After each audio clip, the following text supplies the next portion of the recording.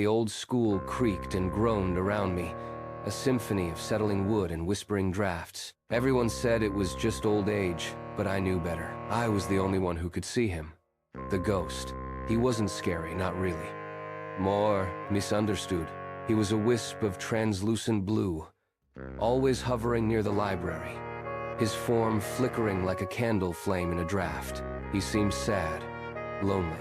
I'd seen him for weeks, observing him from the corner of my eye during lunch, catching glimpses of him between the stacks of books after school.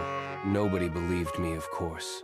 They'd laugh, call me imaginative, or just plain weird. But I knew what I saw. One day, I decided to approach him. It was after school, the building almost deserted. I slowly walked towards the library, my heart thumping a nervous rhythm against my ribs. As I got closer, I could almost make out details. The faint outline of a boy, about my age, with messy brown hair and a perpetually downcast expression. He didn't seem to notice me, his gaze fixed on a dusty, leather-bound book on a high shelf. I reached for the book, pulling it down. The spine cracked, revealing a faded inscription. Thomas Ashton, 1923.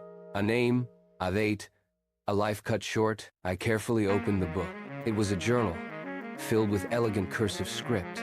The pages described a boy, passionate about literature, full of dreams, and burdened by a lonely existence. Thomas wrote about feeling unseen, unheard, a ghost in his own life, even before his untimely death. As I read his words, a tear traced a path down my cheek. I felt a connection to him, a shared understanding of isolation. When I looked up, the ghostly figure was brighter, more solid, almost tangible. He seemed to be smiling.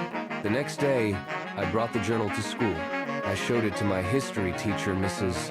Davison, a kind woman with a gentle smile and a penchant for old stories. She examined the journal, her eyes widening with recognition.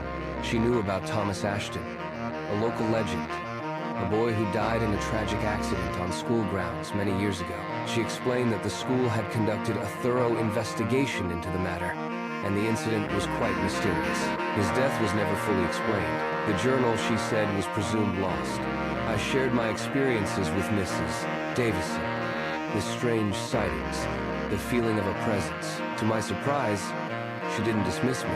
Instead, she listened patiently, her gaze thoughtful. She suggested we organize a small memorial for Thomas in the school library, a place to acknowledge his life and his untold story. The school agreed.